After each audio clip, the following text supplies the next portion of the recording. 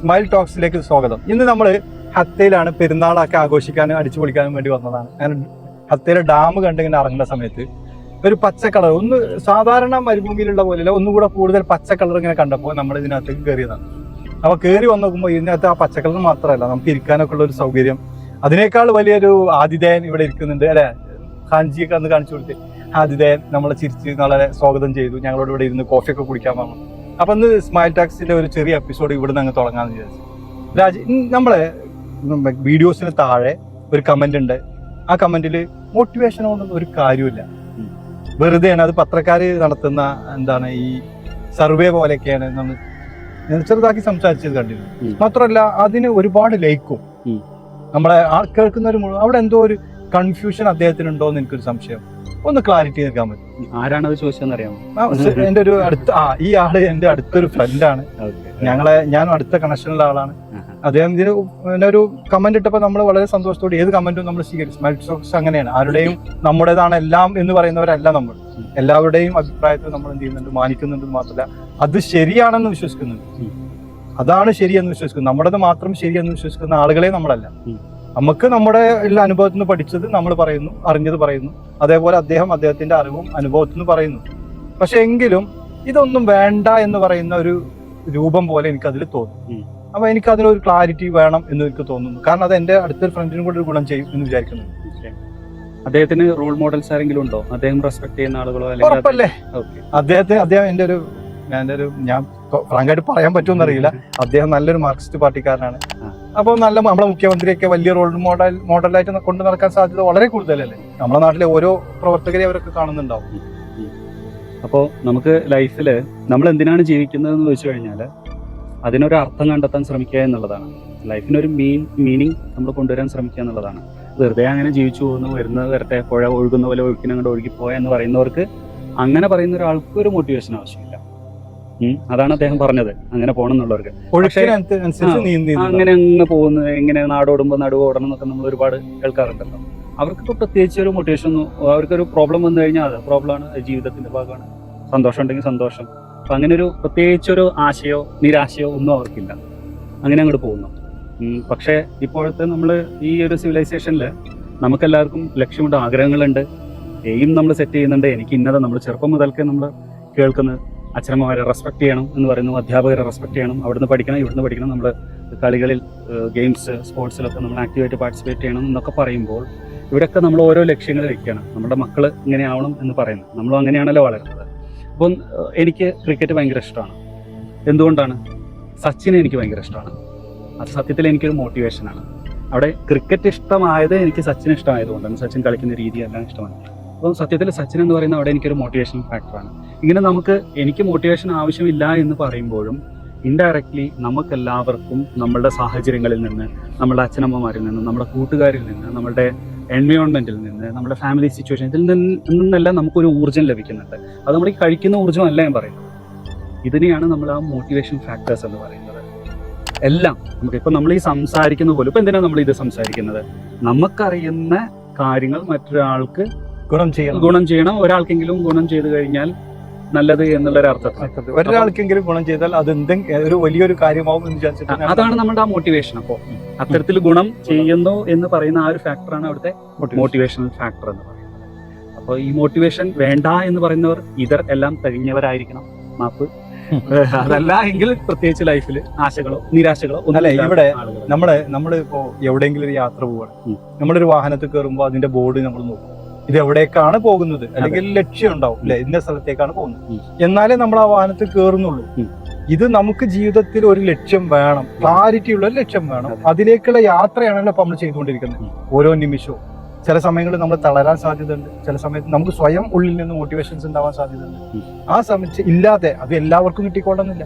ഇല്ലാതിരിക്കുന്ന സമയത്ത് ഒരു പക്ഷേ ഞാൻ പല പ്രാവശ്യം ശ്രദ്ധിച്ചിട്ടുണ്ട്, നമ്മളെക്കാൾ പ്രയാസങ്ങളുള്ള ആളുകൾ എനിക്ക് മോട്ടിവേഷൻ തന്നിട്ടുണ്ട്, ഞാൻ ആ മോട്ടിവേഷൻ എടുത്തിട്ടുണ്ട്. ചില സമയങ്ങളിൽ അവർക്ക് നമ്മൾ മോട്ടിവേഷൻ കൊടുത്തിട്ടുണ്ട്. അങ്ങോട്ടും ഇങ്ങോട്ടുള്ള കണക്ഷൻ എന്നാണ് മോട്ടിവേഷൻസ് കിട്ടുന്നത്. മോട്ടിവേഷൻ എന്ന വാക്കിനെ നീ തെറ്റിദ്ധരിച്ചോന്ന് എനിക്കറിയില്ല.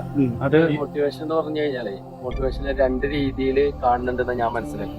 കാരണം മോട്ടിവേഷൻ എന്ന് പറഞ്ഞാൽ ഒന്നുള്ളൂ, പക്ഷെ ഇവരത് അതായത് പൈസ കൊടുക്കുമ്പോൾ അതിനെ വേറൊരു ക്രൈറ്റീരിയ ആയിട്ട് മൈൻഡിലേക്ക് കൊണ്ടുവരിക.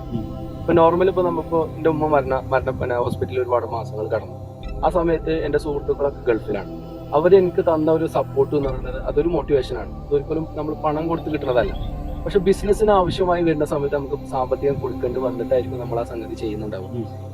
ഇതിനെ 2 ക്രൈറ്റീരിയ ആണെങ്കിലും കിട്ടുന്ന റിസൾട്ട് ഒന്നാണ്.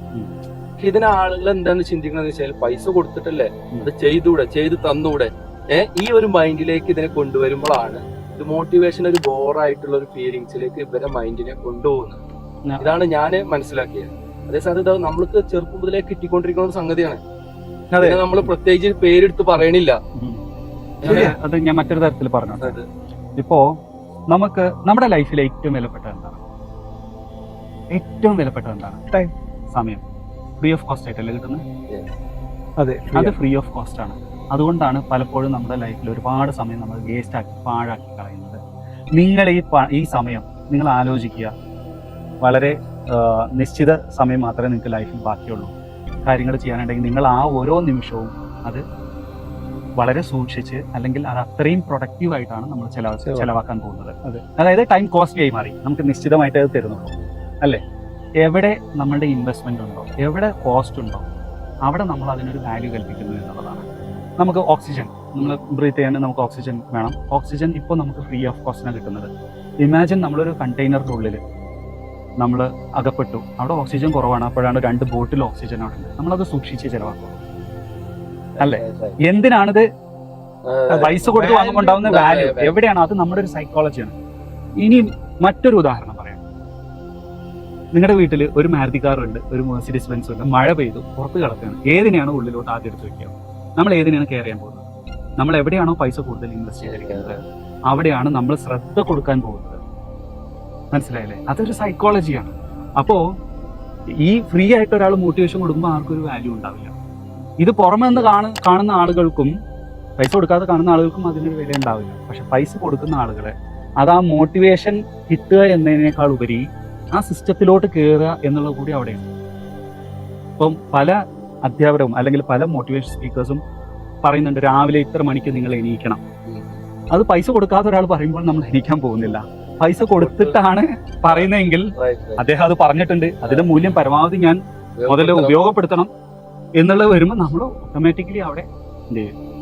ആ അഡ്വൈസ് നമ്മൾ ഏറ്റെടുക്കുന്നു എന്നുള്ളതാണ്. ഇപ്പൊ എൻ്റെ വൈഫ് ഒരു പീരീഡിൽ മോർണിംഗിൽ 4:30 മണിക്ക് എണീക്കണമെന്ന് ഒരു സ്പീക്കറുടെ ക്ലാസ് കേട്ടിട്ട് കുറച്ച് ലേറ്റ് ആയിട്ടിരുന്ന ആള് 4:30 മണിക്ക് എണീക്കണം, നിങ്ങൾ 21 ഡേയ്സ് ചലഞ്ചോ അങ്ങനെ ഒരു പീരീഡ് പറഞ്ഞു. അത്രയും ദിവസം നിങ്ങൾ ചെയ്ത് കഴിഞ്ഞാൽ നിങ്ങൾക്ക് ബെറ്റർമെന്റ് ഉണ്ടായിരിക്കും എന്ന് പറഞ്ഞ അനുസരിച്ച് അത് കുറച്ച് പൈസ കൊടുത്തിട്ട് ചെയ്തതാണ്.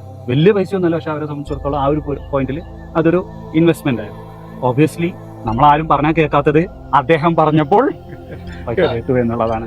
അപ്പൊ അവിടെ ആ പൈസ എന്നതിനേക്കാൾ ഉപരി അതിനൊരു മൂല്യം കൊടുക്കുമ്പോഴാണ് നമുക്ക് അതിന്റെ വാല്യൂ നമ്മളും ഉപയോഗപ്പെടുത്താൻ പറ്റുന്നത്, അല്ലെങ്കിൽ നമ്മൾ ഉപയോഗപ്പെടുത്തില്ല. അപ്പൊ ഈ മോട്ടിവേഷൻ എന്ന് പറയുമ്പോൾ അവിടെ ഈ പ്രോബ്ലംസ് ഒക്കെ വരുന്നത് ഇത് കാശ് കൊടുത്തിട്ട് വാങ്ങിക്കുമ്പോഴാണ്.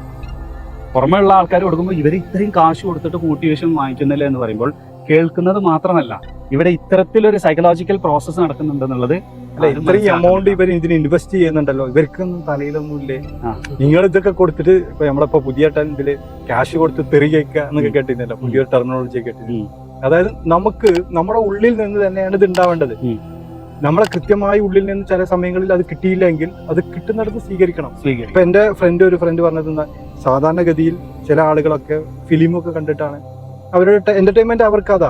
പക്ഷെ ബിസിനസ്സുകാരന് ചിലപ്പോൾ ഇതിൽ എന്റർടൈൻമെന്റ് കിട്ടിക്കോണമെന്നില്ല. ബിസിനസ്സുകാരന് അവന്റെ ബിസിനസ് വളരുന്നതും അവന്റെ ഗോളാണുള്ളത്, അത് വളരുന്നത്. അപ്പൊ അതിന് എന്തെല്ലാം കൊണ്ടെല്ലാം കിട്ടുമോ, ചീത്ത കേട്ടാലും വേണ്ട ബിസിനസ് വളർത്തണം എന്ന് വിചാരിക്കുന്ന രീതിയിലുള്ള ആളുകളാണ് ബിസിനസ് മാൻ. അവന്റെ എന്റർടൈൻമെന്റ് അതാണ്. അവന് ഫിലിം കാണുന്നതിനേക്കാളും കൂടുതൽ കാണാൻ ഈ മോട്ടിവേഷൻസ് ഈ പ്രസംഗങ്ങളായിരിക്കും. അതാണ്. അപ്പൊ ഇതിനകത്തേക്ക് ഓരോരുത്തർക്കും ഓരോ രീതിയാണല്ലോ, സമയത്തിനും എന്റർടൈൻമെന്റും. അപ്പം ചിലപ്പോൾ അതിൽ നിന്ന് കിട്ടുന്നതിനേക്കാൾ നല്ല എന്റർടൈൻമെന്റ് അവർക്കും ഒരു വികാരങ്ങളും ഒരു നേരെ അദ്ദേഹം എന്നോട് പറഞ്ഞത് നമ്മളൊരു മയക്കുമരുന്നിന് അടിമപ്പെട്ട പോലെയാണ് നമ്മൾ ചില മോട്ടിവേഷന്റെ ക്ലാസ്സിലേക്കൊക്കെ പോകുമ്പോൾ. അത് അടുത്തുണ്ടെങ്കിൽ അതിൽ പോയിരിക്കും, ഇത് എഴുതുന്നുണ്ട് ഇതിൽ പോയിരിക്കും. മാക്സിമം എന്നിട്ട് നമ്മളെ ബിസിനസ്സിനെ എങ്ങനെ വളർത്താൻ വേണ്ടി നമ്മൾ ശ്രമിക്കുന്നുണ്ട് എന്നാണ് അദ്ദേഹം പറഞ്ഞത്. ഇവിടെയൊക്കെ ക്യാഷ് കൊടുത്താലേ എന്തെങ്കിലും ഇതിനെ അത്ര ഇൻവെസ്റ്റ് ചെയ്തല്ലോ, അതുകൊണ്ട് എന്തെങ്കിലും ഒരു മാറ്റം ഇവിടെ എൻ്റെ ബിസിനസ്സിൽ വരുത്താൻ ഞാൻ ശ്രമിക്കും. അപ്പൊ ഇത്തരത്തിലുള്ള മോട്ടിവേഷൻ ആകെ അങ്ങ് അടച്ച് ആക്ഷേപിക്കേണ്ട ആവശ്യമുണ്ടോ?